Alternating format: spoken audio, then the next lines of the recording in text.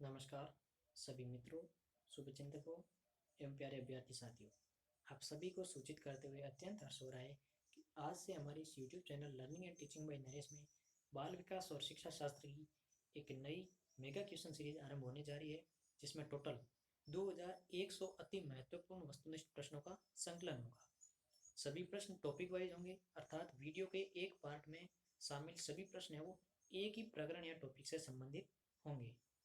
प्रश्नों के सभी प्रकार के टाइप्स इसमें शामिल हैं, सरल से सरल और कठिन से कठिन, और इन सभी प्रश्नों का विस्तृत व्याख्यात्मक समाधान है वो इन वीडियो के माध्यम से उपलब्ध रहेगा। अगर आप इन प्रश्नों की पीडीएफ प्राप्त करना चाहते हो तो आप हमारे टेलीग्राम चैनल से जुड़िए, जिसका लिंक आपको डिस्क्रिप्शन में मिल जाएगा। वहाँ पर इन सभी प्रश्नों की पीडीएफ अवेलेबल रहेंगी। और बाल विकास और शिक्षा शास्त्र के टॉप 30 एमसीक्यू डेली सीरीज के 240 प्रश्न हमारे कंप्लीट हो चुके हैं, जिसकी लिंक आपको डिस्क्रिप्शन में मिल जाएगी। पर्यावरण दिन की टॉप 30 एमसीक्यू डेली सीरीज चल रही है, जिसकी लिंक भी आपको डिस्क्रिप्शन में मिल जाएगी। और जल्द ही इस चैनल पर हम Sanskrit, Hindi, teaching method, maths pedagogy के भी वस्तुनिष्ठ प्रश्नों के वीडियो सोल्यूशन आरंभ करेंगे। तो आइए शुरू करते हैं। आज का हमारा टॉपिक है वृद्धि और विकास, जिसमें टोटल 84 क्वेश्चन शामिल है। आज का हमारा पहला प्रश्न है,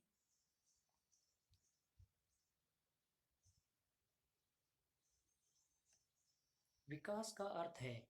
विकास के बारे में पूछ रहा है। विकास का अर्थ है परिवर्तनों की उत्तरोत्तर श्रृंखला, अभिप्रेरणा के फलस्वरूप होने वाले परिवर्तनों की उत्तरोत्तर श्रृंखला, अभिप्रेरणा एवं अनुभव के फलस्वरूप होने वाले परिवर्तनों की उत्तरोत्तर श्रृंखला, परिपक्वता एवं अनुभव के फलस्वरूप होने वाले परिवर्तनों की श्रृंखला। तो इसमें हमारा विकल्प 3 सही आंसर हो जाएगा। विकास है वो अभिप्रेरणा एवं अनुभव के फलस्वरूप होने वाले परिवर्तनों की उत्तरोत्तर श्रृंखला है। अगला प्रश्न है, मानव अभिवृत्ति से तात्पर्य है। मानव अभिवृत्ति से तात्पर्य है मानव शरीर के आकार, भार व कार्य शक्तियों में वृद्धि, मानव का ज्ञान बढ़ना, व्यक्तित्व का विकास होना, आध्यात्मिक विकास होना। तो इसमें हमारा विकल्प 1 सही आंसर हो जाएगा। मानव अभिवृत्ति का अर्थ है वो मानव के शरीर के आकार, भार एवं कार्य शक्तियों में वृद्धि होना है। अगला प्रश्न है, वृद्धि और विकास है एक दूसरे के विरोधी, एक दूसरे के समान, एक दूसरे के पूरक, इनमें से कोई नहीं। तो इसमें हमारा विकल्प 3 सही आंसर हो जाएगा। वृद्धि और विकास है एक दूसरे के पूरक होते हैं। अगला प्रश्न है, विकास उत्पाद है। विकास उत्पाद अर्थात विकास परिणाम है अधिगम का, परिपक्वता का, अधिगम तथा परिपक्वता का, अभ्यास का। तो इसमें हमारा विकल्प 3 सही आंसर हो जाएगा। विकास अधिगम तथा परिपक्वता का उत्पाद है। अगला प्रश्न है, विकास की दिशा होती है निश्चित, अनिश्चित, निश्चित व अनिश्चित दोनों की, उपयुक्त में से कोई नहीं। तो इसमें हमारा विकल्प 1 सही हो जाएगा। विकास है वो एक निश्चित दिशा के अंदर होता है। अगला प्रश्न है, वृद्धि के बारे में क्या सही नहीं है। अभिवृद्धि या वृद्धि के बारे में पूछ रहा है, क्या सही नहीं है। अभिवृद्धि शारीरिक होती है, अभिवृद्धि मात्रात्मक होती है, अभिवृद्धि मापनीय होती है, अभिवृद्धि जीवन पर्यंत चलने वाली प्रक्रिया है। इसमें हमारा विकल्प 4 सही आंसर हो जाएगा। बाकी वाले तीनों अभिवृद्धि या वृद्धि के बारे में सही कथन है, जबकि ऑप्शन 4 है वो अभिवृद्धि के बारे में सही नहीं है। जीवन पर्यंत विकास चलता है, अभिवृद्धि नहीं। अगला प्रश्न है, विकास के संदर्भ में निम्न में से कौन सा कथन सत्य है। विकास के संदर्भ में निम्न में से कौन सा कथन है वो सत्य है। विकास की प्रत्येक अवस्था में अपने खतरे हैं। विकास उकसाने या बढ़ावा देने से नहीं होता है। विकास सांस्कृतिक परिवर्तनों से प्रभावित होता है। विकास की प्रत्येक अवस्था की अपनी विशेषताएं होती है। तो इसमें हमारा विकल्प 2 सही आंसर हो जाएगा। विकास उकसाने, बढ़ावा देने से नहीं होता है। बाकी वाले सभी है वो विकास के संदर्भ में सही कथन है। अगला प्रश्न है, निम्न में से कौन सा कथन विकास के बारे में सत्य नहीं है। निम्न में से कौन सा कथन है विकास के बारे में सत्य नहीं है। विकास अंतःक्रिया का फल है। विकास एक व्यवस्थित श्रृंखला का अनुगामी है। विकास एक व्यवस्थित व्यक्तिगत प्रक्रिया है। विकास विशिष्ट से सामान्य की ओर होता है। तो इसमें हमारा विकल्प 4 सही आंसर हो जाएगा। विकास विशिष्ट से सामान्य की ओर नहीं होकर के सामान्य से विशिष्ट की ओर होता है, जनरल टू स्पेसिफिक की ओर होता है। विशिष्ट से सामान्य की ओर एक प्रकार का शिक्षण सूत्र है। अगला प्रश्न है, निम्नलिखित में से कौन से या कौन सा परिवर्तन बालकों की अभिवृत्ति को दर्शाता है? निम्न में से कौन सा परिवर्तन बालकों की अभिवृत्ति को दर्शाता है? बालक के शरीर की लंबाई में परिवर्तन, बालक की अस्थियों के आकार एवं मात्रा में परिवर्तन, बालक के कुल शारीरिक भार में परिवर्तन, उपरोक्त सभी। तो इसमें हमारा विकल्प 4 से हो जाएगा। अभिवृत्ति शारीरिक होती है और उपरोक्त सभी शारीरिक परिवर्तन है। अगला प्रश्न है, विकास के संबंध में कौन सा कथन सही है? विकास के संदर्भ में कौन सा कथन सही है? विकास में अभिवृत्ति निहित रहती है, विकास सतत परिवर्तन की प्रक्रिया है, विकास में सभी परिवर्तन निश्चयात्मक होते हैं, विकास एक जीवन पर्यंत चलने वाली प्रक्रिया है। तो इसमें हमें विकल्प चुनना है, केवल एक सही है, केवल दो सही है, एक और दो सही है, उपयुक्त सभी सही है। तो इसमें हमारा विकल्प 4 सही आंसर हो जाए, विकल्प 4 सही आंसर हो जाएगा। उपयुक्त सभी विकास के संबंध में सही होंगे। विकास में अभिवृत्ति निहित रहती है, हमें पता है विकास एक समग्र अवधारणा है जिसके अंदर अभिवृत्ति शामिल है। विकास जीवन पर्यंत चलता है और इसके सभी परिवर्तन है वो निश्चयात्मक होते हैं, अर्थात इसके कुछ परिवर्तन है वो जिसकी भविष्यवाणी भी की जा सकती है और ये एक निश्चित क्रम के अंदर चलते हैं। विकास एक जीवन पर्यंत चलने वाली प्रक्रिया है। तो उपयुक्त सभी कथन विकास के संदर्भ में सही है। अगला प्रश्न है, मानवीय मूल्यों जो प्रकृति में सार्वत्रिक है के विकास का अर्थ है। मानवीय मूल्य है जो प्रकृति के अंदर सार्वत्रिक के अंदर सभी जगह है का विकास होना, इसका अर्थ क्या है? मात्रारोपण, अंगीकरण, अनुकरण, अभिव्यक्ति। तो इसमें हमारा विकल्प 2 सही हो जाएगा। अंगीकरण होता है जिसके अंतर्गत मानवीय मूल्यों की प्रकृति जो सार्वत्रिक है अर्थात सर्वव्यापी है के विकास का अर्थ है। अगला प्रश्न है, निम्नलिखित में से किसका प्रभाव बालक के विकास पर पड़ता है? निम्नलिखित में से किसका प्रभाव बालक के विकास पर पड़ता है? परिवार, समाज, विद्यालय, ये सभी। तो इसमें विकल्प 4 सही आंसर हो जाएगा। इन सभी का प्रभाव है वो बालक के विकास पर पड़ता है। अगला प्रश्न है, मानव विकास को प्रभावित करने वाले मुख्य कारक है वंशानुक्रम, वातावरण, वंशानुक्रम व वातावरण। तो इसमें हमारा विकल्प 3 सही आंसर हो जाएगा। वंशानुक्रम व वातावरण दोनों हैं मानव विकास को प्रभावित करते हैं। अगला प्रश्न है, विकास के अधिगम सिद्धांत का प्रतिपादन किसने किया? विकास के अधिगम सिद्धांत का प्रतिपादन किसने किया? जेम्स ड्रेवर ने, रॉबर्ट रिचर्डसन सीयर्स ने, क्लार्क हॉल ने, मैकडूगल ने। तो इसमें हमारा विकल्प 2 सही आंसर हो जाएगा। रॉबर्ट रिचर्डसन सीयर्स ने विकास के अधिगम सिद्धांत का प्रतिपादन किया। अगला प्रश्न है, सार्थक अधिगम की प्रक्रिया विकास की किस अवस्था से आरंभ होती है? सार्थक अधिगम की प्रक्रिया विकास की किस अवस्था से आरंभ होती है? किशोरावस्था, वयस्कावस्था, शैशवावस्था, बाल्यावस्था। तो इसमें हमारा विकल्प 3 सही आंसर हो जाएगा। शैशवावस्था के अंदर ही बालक विज्ञान प्रत्यास्मरण आरंभ कर देता है, अर्थात शैशवावस्था के अंदर सार्थक अधिगम आरंभ हो जाता है। अगला प्रश्न है, किस अवस्था में घनिष्ठ मित्रता की प्रवृत्ति पाई जाती है? किस अवस्था के अंदर घनिष्ठ मित्रता की प्रवृत्ति पाई जाती है? किशोरावस्था, बाल्यावस्था, शैशवावस्था, उपरोक्त में से कोई नहीं। इसमें हमारा विकल्प 1 सही आंसर हो जाएगा। किशोरावस्था की यह विशेषता है कि उसके अंदर घनिष्ठ मित्रता की प्रवृत्ति पाई जाती है। अगला प्रश्न है, निम्नलिखित में से कौन सा कारक बाल विकास को प्रभावित नहीं करता है? निम्न में से कौन सा कारक है वो बाल विकास को प्रभावित नहीं करता है? संस्कृति, प्रजाति, वृद्धि या उपलब्धि। तो इसमें हमारा विकल्प 4 सही आंसर हो जाएगा। उपलब्धि है वो बाल विकास को प्रभावित नहीं करती है और बाकी वाले सभी संस्कृति, प्रजाति और वृद्धि है वो बाल विकास को प्रभावित करते हैं। अगला प्रश्न है, मानव विकास की किस अवस्था में बच्चों के सीखने की गति सर्वाधिक होती है? मानव विकास की किस अवस्था में बच्चों के सीखने की गति है वो अधिगम की गति सर्वाधिक होती है? बाल्यावस्था, शैशवावस्था, प्रौढ़ावस्था या किशोरावस्था। तो इसमें हमारा विकल्प 2 सही आंसर हो जाएगा। शेष अवस्था में बालक है वो सबसे तीव्र गति से सीखता है। अगला प्रश्न है, मानव का विकास निम्न में से किस पर निर्भर होता है? मानव का विकास है वो निम्न में से किस पर निर्भर होता है? उसकी वृद्धि पर, उसके वातावरण पर, उसकी बुद्धि पर, उसकी वृद्धि तथा वातावरण से मिलने वाली परिपक्वता पर। तो इसमें हमारा विकल्प 4 सही आंसर हो जाएगा। मानव का विकास है वो उसकी वृद्धि तथा वातावरण से मिलने वाली परिपक्वता पर निर्भर करता है। अगला प्रश्न है, निम्नलिखित में से किस अवस्था में बच्चे अपने समवयस्क समूह के सक्रिय सदस्य हो जाते हैं? किस अवस्था के अंदर बच्चे अपने समवयस्क समूह के सक्रिय सदस्य हो जाते हैं? किशोरावस्था, प्रौढ़ावस्था, पूर्व बाल्यावस्था या बाल्यावस्था? तो इसमें हमारा विकल्प 4 सही उत्तर हो जाएगा बाल्यावस्था के अंदर। यहाँ पूर्व बाल्यावस्था भी विकल्प में दिया गया है, लेकिन हम इसका चुनाव नहीं करेंगे क्योंकि पूर्व बाल्यावस्था और बाल्यावस्था जब दोनों एक साथ है तो हम पूर्व बाल्यावस्था का मतलब शेष अवस्था से लेंगे। तो जब बच्चे अपने समवयस्क समूह के सक्रिय सदस्य हो जाते हैं तो वो बाल्यावस्था की एक प्रकार की विशेषता है और बाल्यावस्था को गैंग एज या समूह की आयु भी कहते हैं।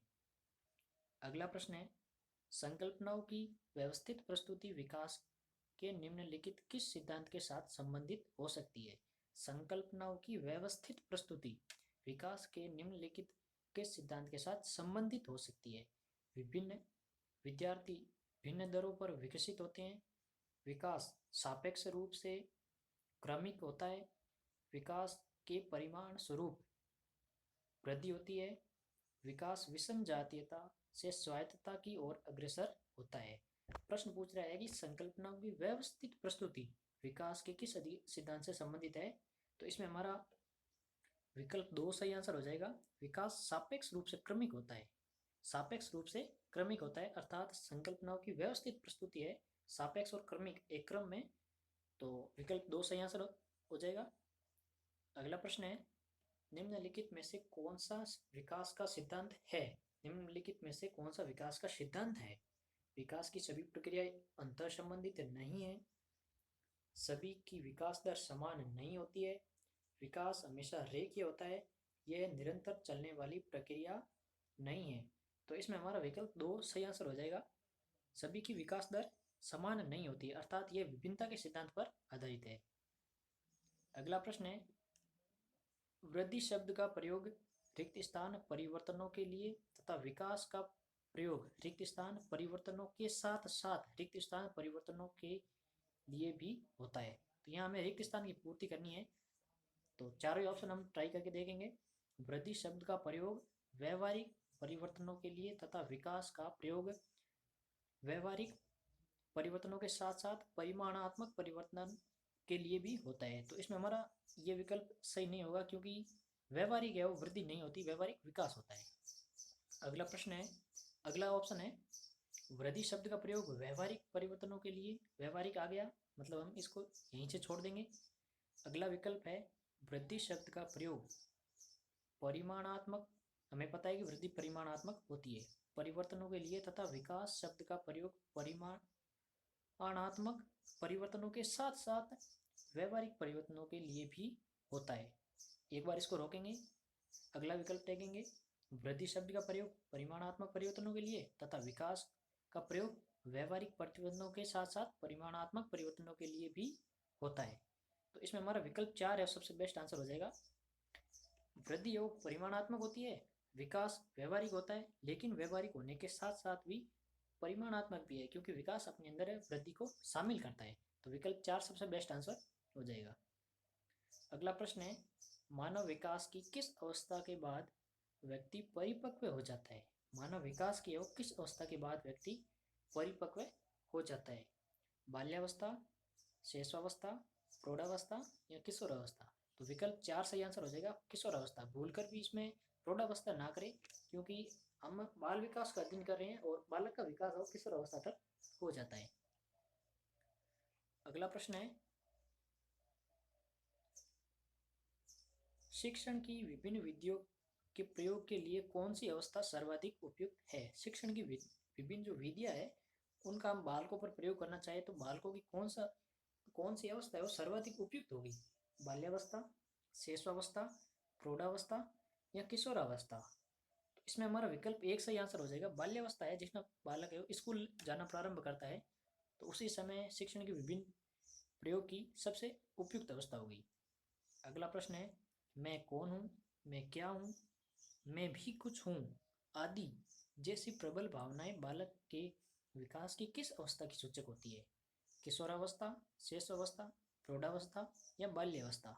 मैं कौन हूँ, मैं क्या हूँ, मैं भी कुछ हूँ आदि जैसी प्रबल भावनाएं। तो इसमें हमारा विकल्प एक सही आंसर हो जाएगा किशोरावस्था। अगर सिर्फ मैं कौन हूँ, मैं क्या हूँ प्रश्न होता तो हम शेष अवस्था का चुनाव करता, लेकिन मैं भी कुछ हूँ अर्थात बालक अपने महत्व को समझ रहा है और अपने महत्व है, ये किशोर अवस्था के अंतर्गत एक विशेषता है। तो हमारा विकल्प एक सही आंसर हो जाएगा किशोर अवस्था। अगला प्रश्न है, एक 13 वर्षीय बालक बात बात में अपने बड़ों से झगड़ा करने लगता है और हमेशा स्वयं को ही सही साबित करने की कोशिश करता है। एक 13 वर्ष का बालक है जो बात बात पर अपने बड़ों से झगड़ा करता है और हमेशा स्वयं को सही साबित करने की कोशिश करता है। तो वह विकास की किस अवस्था में है? प्रारंभिक बाल्यावस्था, किशोरावस्था, युवावस्था या बाल्यावस्था? तो इसमें हमारा विकल्प दो सही आंसर हो जाएगा। किशोरावस्था के अंदर है बालक स्वयं को सही साबित करता है। हालांकि बालक स्वयं को सही बाल्यावस्था के अंदर भी साबित करता है, लेकिन यहाँ 13 वर्षीय साथ में दिया गया है, अर्थात 13 वर्ष की आयु तक आते आते बालक है वो। एक सामान्य अवस्था की बात करें तो हम 0 से 6 तक शेष अवस्था, 6 से 12 तक बाल्यावस्था और 12 के बाद में किशोर अवस्था आरंभ होती है। तो 13 वर्षीय बालक का उदाहरण दे रहा है, इसका मतलब वो किशोर अवस्था में है। अगला प्रश्न है, रोज के अनुसार शेष अवस्था मानी जाती है। मनोवैज्ञानिक रोस ने जो बाल विकास की अवस्थाओं का वर्गीकरण किया है उसके अनुसार प्रश्न है कि रोज के अनुसार शेष अवस्था मानी जाती है 1 से 3 वर्ष, 1 से 5 वर्ष, 1 से 4 वर्ष, 1 से 6 वर्ष। तो इसमें हमारा विकल्प एक सही आंसर हो जाएगा। रोस ने यह बताया है कि 1 से 3 वर्ष तक की अवस्था को शेष अवस्था कहा जाता है। अगला प्रश्न है, शिक्षा की दृष्टि से मानव विकास की कौन सी अवस्थाएं महत्वपूर्ण है? शिक्षा की दृष्टि से पूछ रहा है मानव विकास की कौन सी अवस्थाएं महत्वपूर्ण है? शेष अवस्था, बाल्यावस्था, किशोरावस्था, बाल्यावस्था, किशोरावस्था, वयस्कावस्था, सिर्फ किशोरावस्था, इनमें से कोई नहीं। तो इसमें हमारा विकल्प एक सही आंसर हो जाएगा। शिक्षा की दृष्टि से तीनों अवस्था को महत्वपूर्ण माना गया है, किशोरावस्था, बाल्यावस्था और शेष अवस्था। अगला प्रश्न है, किस अवस्था के प्रथम 6 वर्षों में बालक बाद के 12 वर्षों से भी अधिक सीखता है? किस अवस्था में प्रथम 6 वर्षों में बालक बाद के 12 वर्षों से अधिक सीख लेता है?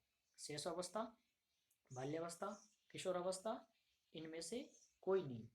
तो इसमें हमारा विकल्प एक सही आंसर हो जाएगा। शेष अवस्था के बारे में ये कथन बड़ा प्रचलित है कि इसमें प्रथम 6 वर्षों में बालक है वो बाद के 12 वर्षों से भी अधिक सीखता है, अर्थात सीखने की गति सबसे तीव्र है। अगला प्रश्न है, शेषावस्था में शिशु को निम्न प्रकार की शिक्षा दी जानी चाहिए। शेष अवस्था के अंदर शिशु को किस प्रकार की शिक्षा दी जानी चाहिए? आत्म प्रदर्शन के अवसर, चित्रों व कहानियों द्वारा शिक्षा, विभिन्न अंगों की शिक्षा, उपरोक्त सभी। तो इसमें हमारा विकल्प 4 सही हो जाएगा। उपरोक्त सभी है वो प्रकार की शिक्षा बालक को शेष अवस्था के अंदर प्रदान करनी चाहिए। अगला प्रश्न है, स्टैनले हॉल ने किस अवस्था को बड़े संघर्ष, तनाव व तूफान की अवस्था का है? स्टैनले हॉल ने किस अवस्था को बड़े संघर्ष, तनाव व तूफान की अवस्था का है? गर्भावस्था, शेष अवस्था, बाल्यावस्था या किशोर अवस्था? तो इसमें हमारा विकल्प 4 सही आंसर हो जाएगा। स्टैनले हॉल ने यह कथन है वो किशोर अवस्था के बारे में कहा है। अगला प्रश्न है, किशोरावस्था कठिन काल कहा जाता है। किशोरावस्था है उसको कठिन काल कहा जाता है। शारीरिक विकास में तीव्रता के कारण, मूल्यों, आदर्शों व संवेगों में संघर्ष के कारण, आवेगों व संवेगों में परिवर्तन के कारण, उपरोक्त सभी। तो इसमें हमारा विकल्प 4 सही आंसर हो जाएगा। किशोर अवस्था को कठिन काल कहा जाता है क्योंकि इसमें शारीरिक विकास में तीव्रता होती है, मूल्यों, आदर्शों व संवेगों में संघर्ष उत्पन्न होता है, आवेग एवं संवेगों में परिवर्तन होता है। अगला प्रश्न है, किशोरावस्था की मुख्य विशेषता है काम शक्ति की परिपक्वता, स्वतंत्रता व विद्रोह की भावना, जीवन दर्शन का निर्माण, उपरोक्त सभी। तो इसमें हमारा विकल्प 4 सही आंसर हो जाएगा। उपरोक्त सभी है वो किशोर अवस्था की विशेषताएं हैं। अगला प्रश्न है, किशोर अवस्था के विकास के सिद्धांत है। किशोर अवस्था के विकास के सिद्धांत है त्वरित विकास का सिद्धांत, क्रमशः विकास का सिद्धांत, उपरोक्त दोनों, इनमें से कोई नहीं। तो इसमें हमारा विकल्प 3 सही आंसर हो जाएगा। किशोर अवस्था के प्रमुख रूप से 2 सिद्धांत चलते हैं, त्वरित विकास का सिद्धांत और क्रमशः विकास का सिद्धांत, जो थॉर्नडाइक और स्टेनले हॉल के द्वारा प्रतिपादित है। अगला प्रश्न है, विकासात्मक कार्य का प्रत्यय दिया है। विकासात्मक कार्य का प्रत्यय किसने दिया?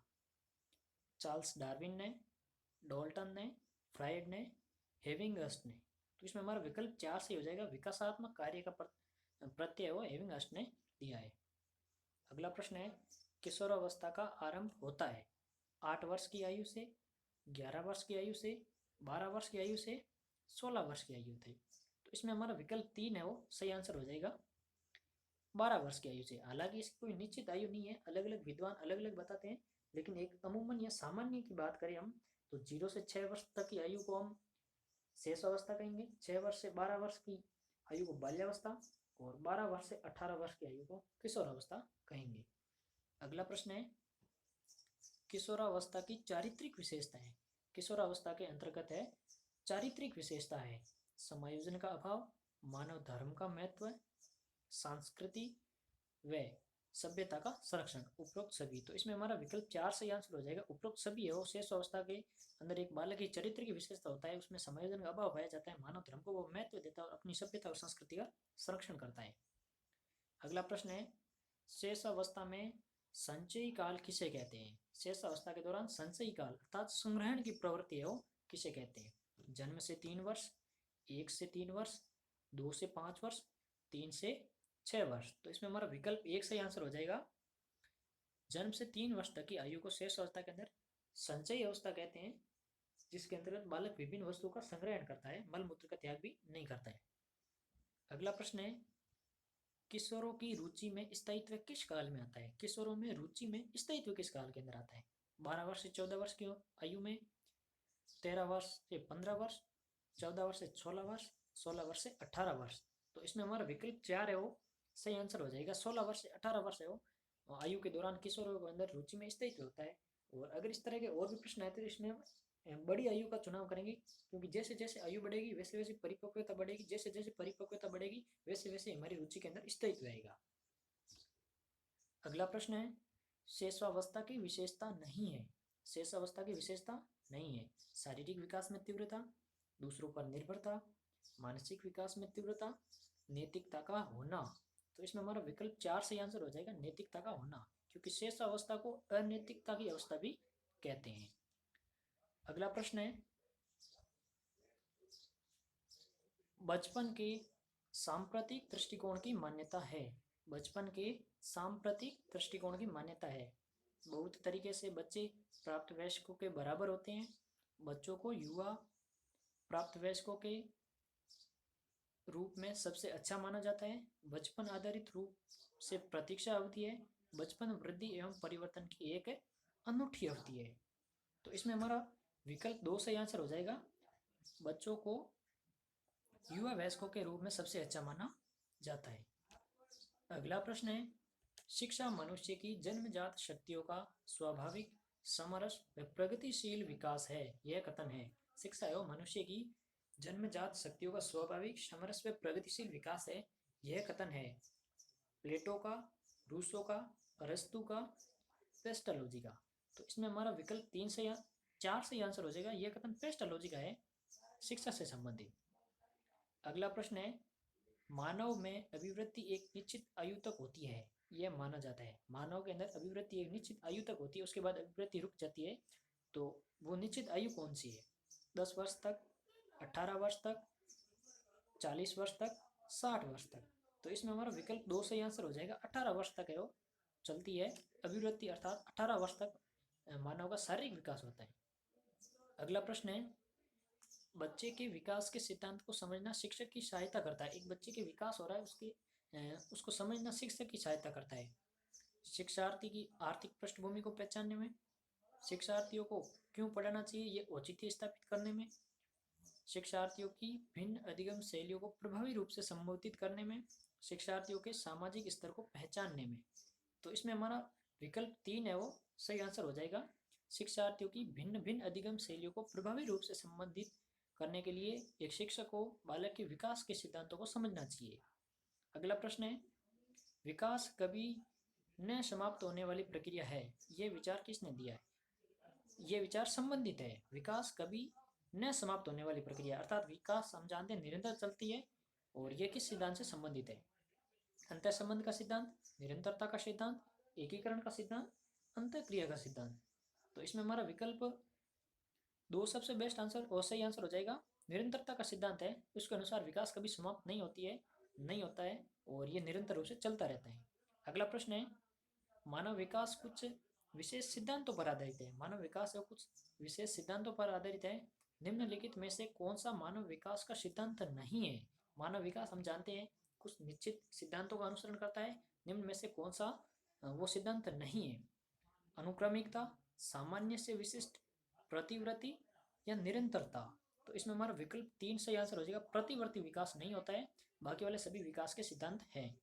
अगला प्रश्न है, विकास के संदर्भ में मैकडूगल ने व्यक्तित्व का विश्लेषण किया है, मूल प्रवृत्त्यात्मक व्यवहार का विश्लेषण किया है, बालक के शारीरिक विकास का विश्लेषण किया है, उपर्युक्त में से कोई नहीं। तो मैकडूगल के संबंध में पूछ रहे हैं, तो हम जानते हैं कि मैकडूगल ने मूल प्रवृत्त्यात्मक व्यवहार का विश्लेषण किया है, जिसमें मैकडूगल ने 14 प्रकार के मूल प्रवृत्ति और 14 प्रकार के संवेग बताए हैं।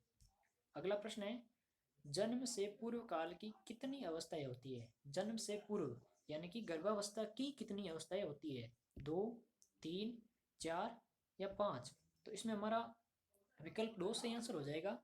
जन्म से पूर्व की 3 अवस्थाएं होती है टोटल, जिसमें पहली बीजावस्था, दूसरी भ्रूणावस्था और तीसरी गर्भावस्था।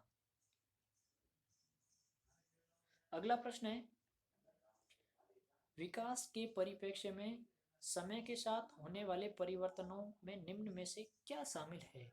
विकास के परिप्रेक्ष्य के अंदर समय के साथ होने वाले परिवर्तनों में निम्न में से क्या शामिल है? रूप, दर, अनुक्रम, इनमें से सभी। तो इसमें हमारा विकल्प 4 सही हो जाएगा। विकास के अंदर ये सभी शामिल है, रूप, दर और अनुक्रम। अगला प्रश्न है, निचली कक्षाओं में शिक्षण की खेल पद्धति मूल रूप से आधारित है। हमें पता है कि प्रारंभिक कक्षाओं के अंदर शिक्षण की खेल पद्धति चलती है, वो मूल रूप से आधारित है शारीरिक शिक्षा कार्यक्रमों के सिद्धांत पर, शिक्षण पद्धतियों के सिद्धांत पर, विकास एवं वृद्धि के मनोवैज्ञानिक सिद्धांत पर, शिक्षण के समाजशास्त्रीय सिद्धांत पर। तो इसमें हमारा विकल्प 3 सही आंसर हो जाएगा। विकास एवं वृद्धि के मनोवैज्ञानिक सिद्धांत पर निचली कक्षाओं के अंदर खेल शिक्षण पद्धति आधारित है। अगला प्रश्न है, बाल विकास का कौन सा सिद्धांत ये बताता है कि शारीरिक विकास की दृष्टि से पिछड़े बालक संवेगात्मक, सामाजिक एवं बौद्धिक विकास में भी उतने ही पीछे रह जाते हैं? बाल विकास है, उसके विभिन्न सिद्धांत है, और कौन सा सिद्धांत ये बताता है कि जो बालक शारीरिक रूप से पिछड़ा होगा वो अन्य क्षेत्र में जैसे संवेगात्मक, सामाजिक और बौद्धिक में भी उतना ही पीछे रह जाता है, अर्थात पिछड़ जाता है? परस्पर सहसंबंध का सिद्धांत, विकास क्रम की एकरूपता का सिद्धांत, एकीकरण का सिद्धांत, विकास की दिशा का सिद्धांत। तो इसमें हमारा विकल्प 1 से आंसर हो जाएगा, परस्पर सहसंबंधता का सिद्धांत। सहसंबंध यानी सभी मिलजुल करके एक साथ चलते हैं, विकास के सभी संप्रत्यय होते हैं, जिसमें एक बालक अगर शारीरिक रूप से पिछड़ा होगा तो वो अन्य क्षेत्रों के अंदर संवेगात्मक, सामाजिक एवं बौद्धिक विकास में भी पिछड़ जाएगा। अगला प्रश्न है, निम्नलिखित में से कौन सा बालक के विकास को प्रभावित करने वाला आंतरिक कारण है? निम्नलिखित में से कौन सा बालक के विकास को प्रभावित करने वाला आंतरिक कारण है? बुद्धि, शारीरिक कारण, आनुवंशिक गुण। तो इसमें विकल्प है, चूज करना है, केवल एक, एक एवं दो, केवल तीन, ये सभी। तो इसमें हमारा विकल्प 4 से आंसर हो जाएगा। ये सभी है वो विकास को प्रभावित करने वाले आंतरिक कारण है, अर्थात शारीरिक लक्षण है वो अंदर से पैदा होंगे, बुद्धि एक प्रकार का आंतरिक कारण है और आनुवंशिक गुण भी आंतरिक कारण है। अगला प्रश्न है, निम्नलिखित में से कौन सा बालक के विकास को प्रभावित करने वाला बाह्य कारण है? ऊपर हमने आंतरिक कारण पढ़ा, अब बाह्य कारण है बालक को विकास को प्रभावित करने वाला। आर्थिक स्थिति, सामाजिक स्थिति, जीवन की घटनाएं। 1 एवं 2, 2 एवं 3, 1 एवं 3, ये सभी। तो इसमें हमारा विकल्प 4 से आंसर हो जाएगा। ये सभी है वो बालक के विकास को प्रभावित करने वाले एक प्रकार के बाह्य कारण है, जिन्हें हम वातावरणीय कारण भी कह सकते हैं। ऊपर हमने पढ़े हैं वो एक प्रकार के शारीरिक कारण है, वंशानुक्रमीय कारण है। अगले प्रश्न है, बाल विकास का निम्नलिखित में से कौन सा सिद्धांत ये बताता है कि लगभग सभी बालकों के गत्यात्मक और भाषाई विकास में एक निश्चित प्रतिमान और क्रम दिखाई पड़ता है? बाल विकास का कौन सा सिद्धांत ये बताता है कि लगभग सभी बालकों के अंदर गत्यात्मक और भाषाई विकास में एक निश्चित प्रतिमान एवं क्रम दिखाई पड़ता है? निरंतरता का सिद्धांत, विकास क्रम की एकरूपता का सिद्धांत, एकीकरण का सिद्धांत, विकास की दिशा का सिद्धांत। तो इसमें हमारा विकल्प 2 सही आंसर हो जाएगा। विकास क्रम की एकरूपता का सिद्धांत ये बताता है कि लगभग सभी बालकों के अंदर गत्यात्मक एवं भाषाई विकास एक निश्चित प्रतिमान और क्रम में दिखाई पड़ते हैं। अगला प्रश्न है, बाल मनोविज्ञान में अध्ययन किया जाता है। बाल मनोविज्ञान के अंतर्गत किसका अध्ययन किया जाता है? बालक के जन्म से लेकर बाल्यावस्था तक का, बालक के जन्म से के पूर्व गर्भावस्था से लेकर किशोरावस्था तक, बालक के जन्म से लेकर प्रौढ़ावस्था तक, बालक के जन्म से लेकर युवावस्था तक। तो इसमें हमारा विकल्प 2 है, वो सही आंसर हो जाएगा। बालक के जन्म पूर्व अर्थात गर्भावस्था से लेकर के किशोरावस्था तक है वो बाल मनोविज्ञान के अंदर बाल अध्ययन किया जाता है। कभी भी आप इसमें प्रौढ़ावस्था नहीं करें, क्योंकि प्रौढ़ावस्था में वो बालक नहीं रह जाता है, प्रौढ़ हो जाता है। इसलिए प्रौढ़ मनोविज्ञान मनोविज्ञान की एक अलग शाखा है। बाल मनोविज्ञान के अंतर्गत सिर्फ जन्म पूर्व अर्थात गर्भावस्था से लेकर किशोरावस्था तक के बालकों का अध्ययन किया जाता है। अगला प्रश्न है, बाल विकास का कौन सा सिद्धांत ये बताता है कि जिन बच्चों में औसत से अधिक वृद्धि होती है वे शारीरिक, सामाजिक एवं संवेगात्मक विकास में भी काफी आगे बढ़े हुए होते हैं? बाल विकास का कौन सा सिद्धांत ये बताता है कि जिन बच्चों में औसत से अधिक वृद्धि होती है वे शारीरिक, सामाजिक एवं संवेगात्मक विकास में भी काफी आगे बढ़े होते हैं? ऊपर हमने पढ़ा एक बच्चा अगर शारीरिक रूप से पिछड़ा है तो वो अन्य क्षेत्रों में पिछड़ा जाएगा। और अभी प्रश्न है कि एक बच्चा है वो शारीरिक रूप से अच्छा है या फिर बौद्धिक रूप से अच्छा है तो वो सामाजिक एवं संवेगात्मक रूप से भी काफी अच्छा होगा। तो ये कौन सा सिद्धांत बताता है? परस्पर संबंध का सिद्धांत, विकास क्रम की एकरूपता का सिद्धांत, एकीकरण का सिद्धांत, विकास की दिशा का सिद्धांत। तो इसमें हमारा विकल्प 1 सही आंसर हो जाएगा, परस्पर संबंधता का सिद्धांत। अर्थात विकास के सभी संप्रत्य एक दूसरे से परस्पर संबंधित है। अगर एक अच्छा होगा तो बाकी वाले भी अच्छे हो गए, अगर एक कमजोर होगा तो बाकी वालों में भी कमजोरी देखी जाएगी। अगला प्रश्न है, बाल विकास का निम्नलिखित में से कौन सा सिद्धांत ये बताता है कि बालक सबसे पहले अपने सिर और भुजाओं की गति पर नियंत्रण करना सीखता है और उसके बाद अपने पैरों पर? अर्थात बाल विकास का कौन सा सिद्धांत ये बताता है कि बालक होता है तो सबसे पहले अपने सिर और भुजाओं को नियंत्रित करना सीखता है और उसके बाद में फिर अपने पैर? विकास क्रम की एकरूपता का सिद्धांत, परस्पर संबंध का सिद्धांत, विकास की दिशा का सिद्धांत, एकीकरण का सिद्धांत। तो इसमें हमारा विकल्प 3 सही आंसर हो जाएगा। विकास की दिशा का सिद्धांत है वो ये बताता है कि बालक सबसे पहले अपने सिर एवं भुजाओं की गति को नियंत्रित करना सीखता है और उसके बाद में पैरों से। अगला प्रश्न है, बाल विकास का कौन सा सिद्धांत ये बताता है कि एक बालक पहले पूरे हाथ को, फिर अंगुलियों को और फिर हाथ और अंगुलियों को एक साथ चलाना सीखता है? बाल विकास का कौन सा सिद्धांत ये बताता है कि एक बालक पहले तो संपूर्ण हाथ को, फिर अंगुलियों को और फिर हाथ और अंगुलियों दोनों को एक साथ चलाना सीखता है? परस्पर संबंध, सामाजिक अधिगम, एकीकरण या निरंतरता? इसमें हमारा विकल्प 3 सही आंसर हो जाएगा, एकीकरण का सिद्धांत। अगला प्रश्न है, बाल विकास के विभिन्न सिद्धांतों के आधार पर निम्नलिखित में से कौन सा कथन सत्य है? बाल विकास के विभिन्न सिद्धांत है उनके आधार पर निम्न में से कौन सा कथन है वो सत्य है?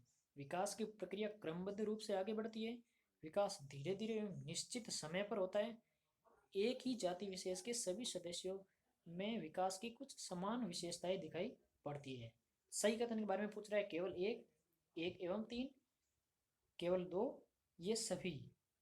तो इसमें हमारा विकल्प 4 से आंसर हो जाएगा। विकास के संबंध में ये सभी कथन सही सत्य है। विकास क्रमबद्ध रूप से होता है, धीरे धीरे आगे बढ़ता है, निश्चित समय पर होता है और एक जाति विशेष अर्थात अगर चीन में एक आदमी है और एक भारत का आदमी है, दोनों के अंदर विकास की कुछ समान विशेषताएं जरूर होगी। अगला प्रश्न है, बाल विकास का निम्नलिखित में से कौन सा सिद्धांत ये बताता है कि बालकों का विकास उनकी व्यक्तिगता के अनुरूप होता है?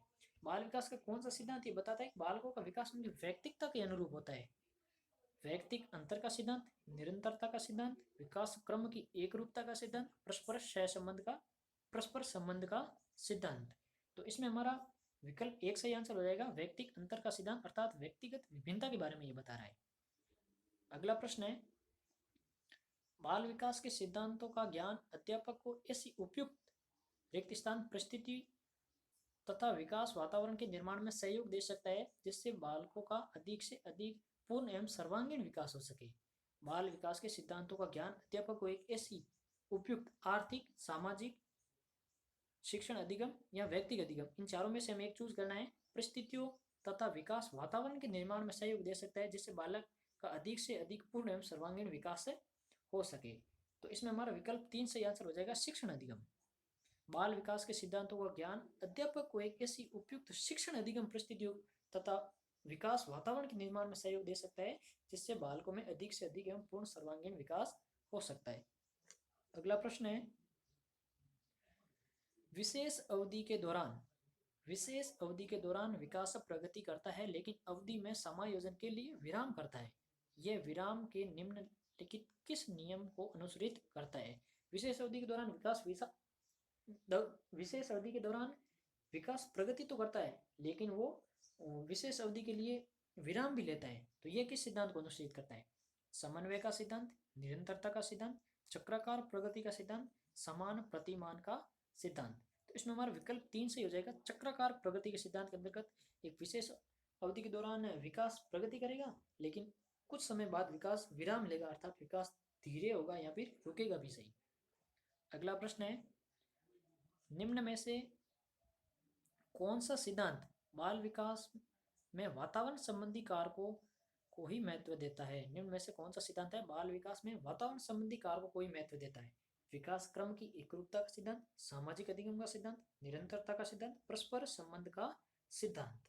तो इसमें हमारा विकल्प 2 है वो सही आंसर हो जाएगा, सामाजिक अधिगम का सिद्धांत। अर्थात एक बालक जैसे वातावरण के अंदर रहेगा उसी के अनुरूप उसमें सामाजिक विकास होगा। अगला प्रश्न है, निम्न में से किसने अधिगम सिद्धांत का सामाजिक अधिगम सिद्धांत का प्रतिपादन किया है? सामाजिक अधिगम सिद्धांत के बारे में पूछ रहा है। डोलार्ड ने, मिलर ने, पियाजे ने, वेंडूरा एवं वॉल्टर्स है। तो इसमें हमारा विकल्प 4 से आंसर हो जाएगा। बाल विकास के अंतर्गत सामाजिक अधिगम का सिद्धांत है वो वेंडूरा, जिसे कभी कभी बांडूरा भी कहा जाता है, और वॉल्टर्स ने दिया है। अगला प्रश्न है, किशोरावस्था वह अवस्था है जिसके द्वारा एक विकासमान व्यक्तित्व बाल्यावस्था से प्रौढ़ावस्था तक पहुंचता है। यह कथन किसका है? किशोरावस्था वह अवस्था है जिसके अंतर्गत एक विकासमान व्यक्तित्व है बाल्यावस्था से प्रौढ़ावस्था तक पहुंचता है। यह कथन किसका है? जरसील्ड का, कारमाइकेल का, किलपैट्रिक का, हंट का।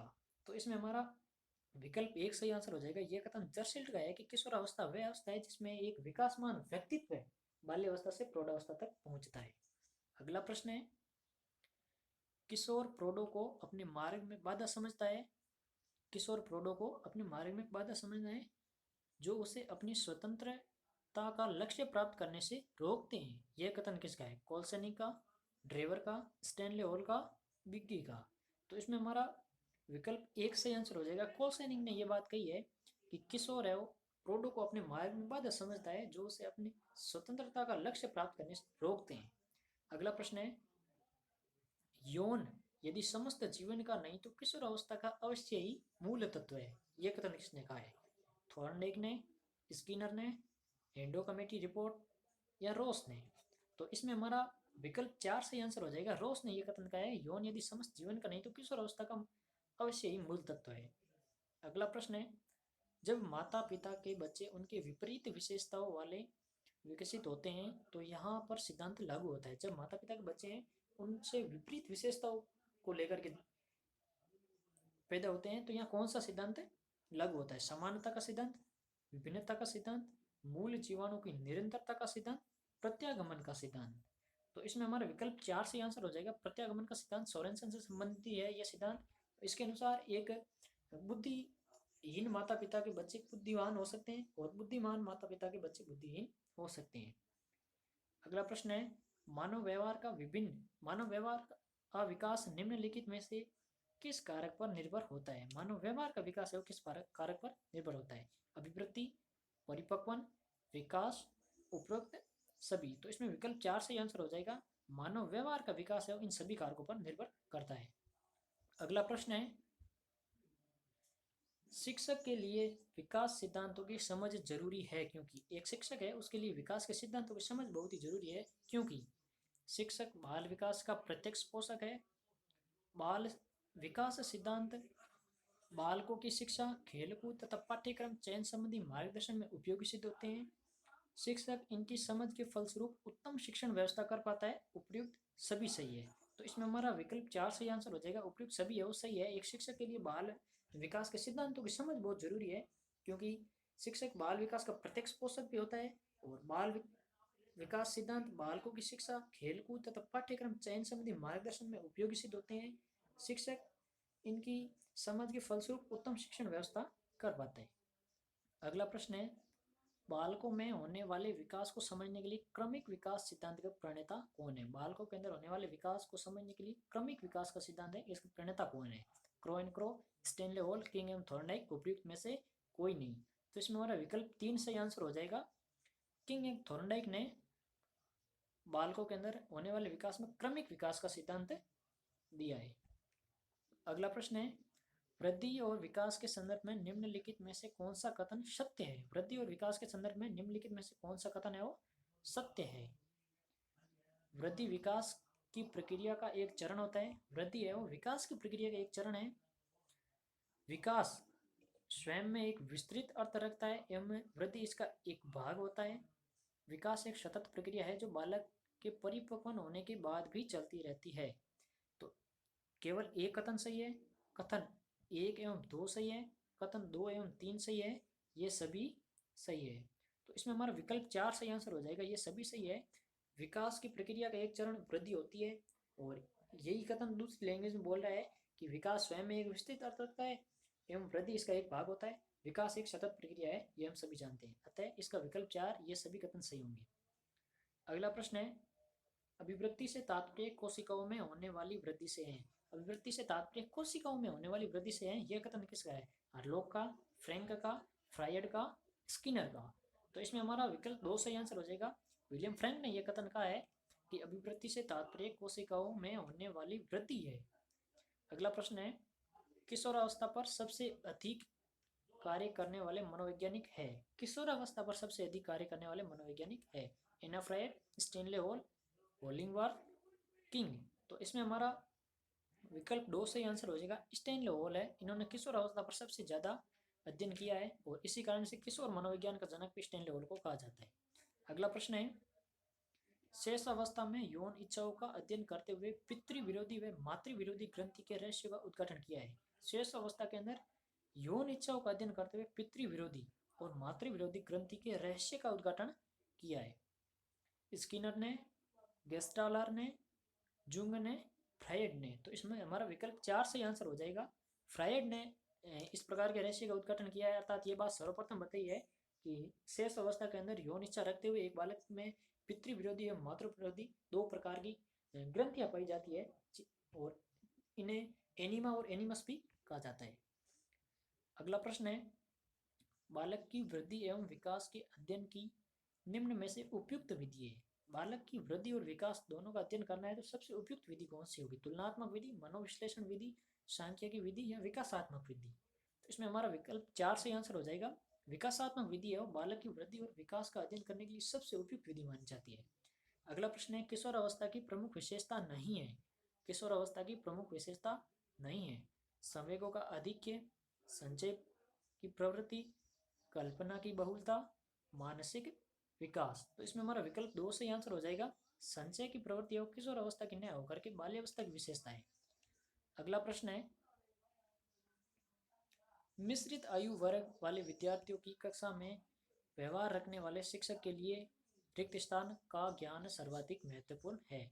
मिश्रित आयु वर्ग के विद्यार्थियों अर्थात एक ऐसी कक्षा है जिसमें सभी विद्यार्थी समान आयु के नहीं है, अलग अलग आयु है। मिश्रित आयु वाले विद्यार्थियों की कक्षा में व्यवहार रखने वाले शिक्षक के लिए किसका ज्ञान सर्वाधिक महत्वपूर्ण होता है? सांस्कृतिक पृष्ठभूमि का, विकासात्मक अवस्थाओं, उनके अभिभावकों के व्यवसाय, सामाजिक आर्थिक पृष्ठभूमि। तो इसमें हमारा विकल्प 2 सही आंसर हो जाएगा। विकासात्मक अवस्थाओं का ज्ञान होना बहुत जरूरी है उस शिक्षक को जिसकी कक्षा के अंदर सभी बालक है वो समान आयु के नहीं है, अर्थात मिश्रित आयु वर्ग वाले विद्यार्थी होते हैं। अगला प्रश्न है, निम्न में से कौन सा कथन विकास के संबंध में सही नहीं है? निम्न में से कौन सा कथन है वो विकास के संदर्भ में सही नहीं है? विकास प्रतिमानों की कुछ निश्चित विशेषताओं की भविष्यवाणी की जा सकती है। विकास का उद्देश्य वंशानुगत संभाव्य समता का विकास करना है। विकास के विभिन्न क्षेत्रों में संभाव्य खतरे नहीं होते हैं।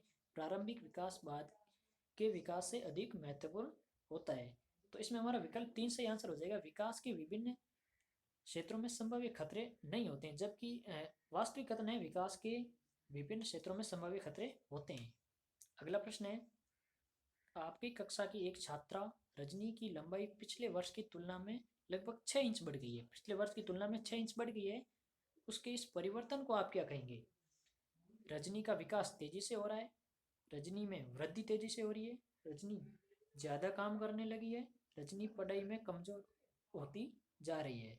तो इसमें हमारा विकल्प दो सही आंसर हो जाएगा, रजनी में वृद्धि तेजी से हो रही है। आप विकास का चुनाव कभी भी नहीं करें इस कथन का, क्योंकि विकास का मतलब गुणात्मक और मात्रात्मक दोनों ही होता है, और ये सिर्फ मात्रात्मक बता रहा है, 6 इंच बता रहा है, इसका मतलब केवल वृद्धि होगा। अगला प्रश्न है, विकास के संबंध में निम्नलिखित में से कौन सा कथन सत्य नहीं है? विकास के संबंध में निम्न में से कौन सा कथन सत्य नहीं है? विकास की प्रक्रिया एक निश्चित दिशा में होती है। वृद्धि और विकास की क्रिया वंशानुक्रम और वातावरण का संयुक्त परिणाम है। किसी बच्चे में वृद्धि और विकास की गति को ध्यान में रखकर उसके आगे बढ़ने की दिशा और स्वरूप के बारे में भविष्यवाणी नहीं की जा सकती। विकास हमेशा सामान्य से विशेष की ओर चलता है। तो इसमें हमारा विकल्प 3 सही आंसर हो जाएगा। किसी बच्चे में वृद्धि और विकास की गति को ध्यान में रखकर उसके आगे बढ़ने की दिशा और स्वरूप के बारे में भविष्यवाणी नहीं की जा सकती, जबकि की जा सकती है। अगर हम किसी बच्चे की वृद्धि और विकास को ध्यान में रख करके उसके आगे बढ़ने और स्वरूप की कुछ हद तक भविष्यवाणी की जा सकती है। अगला प्रश्न है, आप अपने विद्यालय के कुछ छात्रों के विकास पर पिछले 2 वर्ष से विश्लेषण कर रहे हैं। आप अपने विद्यालय के कुछ छात्रों के विकास पर पिछले 2 वर्ष से विश्लेषण कर रहे हैं। आपके विश्लेषण का सार निम्न में से क्या हो सकता है? विकास की प्रक्रिया क्रमबद्ध रूप से आगे बढ़ती है। विकास धीरे धीरे निश्चित समय पर होता है। विकास की दिशा सामान्य से विशेष की ओर विशिष्ट की ओर होती है। ये सभी। तो इसमें हमारा विकल्प 4 सही आंसर हो जाएगा। ये सभी सही आंसर है। अगला प्रश्न है, विकास प्राणी में प्रगतिशील परिवर्तन है जो निश्चित लक्ष्यों की ओर निरंतर निर्देशित होता रहता है। विकास प्राणी में प्रगतिशील परिवर्तन है जो निश्चित लक्ष्यों की ओर निरंतर निर्देशित होता रहता है। यह कथन निम्न में से किसका है? हरलोक का, जीन पियाजे का, जेम्स ड्रेवर का, या फ्रायड का? तो इसमें हमारा विकल्प 3 सही आंसर होगा। जेम्स ड्रेवर ने यह बात कही है कि विकास प्राणी में प्रगतिशील परिवर्तन है जो निश्चित लक्ष्यों की ओर निरंतर निर्देशित होता रहता है। ये थे आज के हमारे 84 क्वेश्चन। टोटल 2100 प्रश्नों में से आज हमने 84 क्वेश्चन है वो सोल्व किए हैं।